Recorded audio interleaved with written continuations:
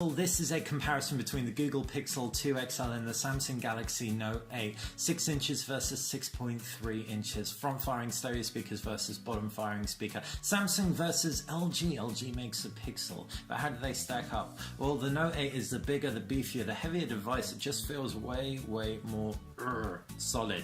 And around the back, you've got two cameras, both with OIS, one with a 2x zoom. The front, you can see there's a lot more going on the Pixel 2 XL up top and bottom. Those additional bezels are owing to those stereo speakers, which many of you, probably myself included, will think is a worthy sacrifice for space.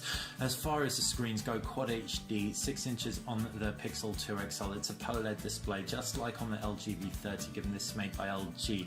It looks good. Down at the base, USB Type-C on both devices. You've got an S Pen and a 3.5mm headphone jack, neither of which are on the Pixel 2 XL. The S Pen supports 4096 levels of pressure sensitivity. The Note 8 is way heavier, 195 grams versus 175 grams, and it's thicker, 8.6 millimeters versus 7.9. So it is ultimately going to be a bigger, beefier bit of kit in your pocket.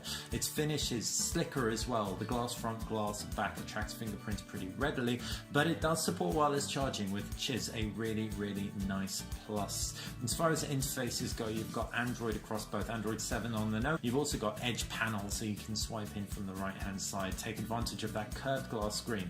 Versus Android 8 on the Pixel 2 XL, the Pixel 2 XL has a few flourishes over stock Android 8 that we've seen on the regular Pixels, but it is going to be as stock as you can get. This is effectively the new normal. Now, the Pixel doesn't have a curved glass screen, but it has curved glass, if that makes sense. It isn't actually the screen that is curved.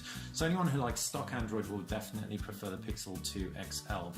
As far as the power under the hood goes, you have a Snapdragon 835 across both, 4GB of RAM on the Pixel versus 6GB of RAM on the Samsung Galaxy Note 8. You've also got a Bixby button to take advantage of the onboard assistant.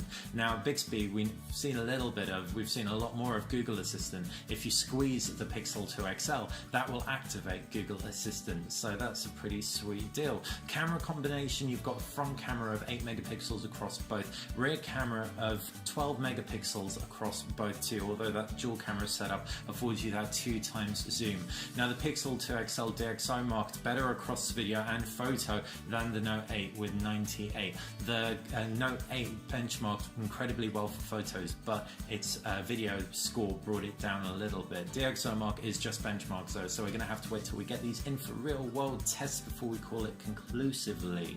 As far as other key specs goes, you've got 64GB of storage on both devices, though the Pixel 2 XL is not expandable, comes in 128GB variant, whereas the Note 8 is expandable. The Pixel 2 XL also comes with 3 years of cloud storage in full resolution for all your videos and your photos. The Pixel 2 XL also has a bigger battery, over 3,500 milliamps, despite that smaller screen, versus 3,300 milliamps on the Note 8, meaning that it'll probably last a fair bit longer.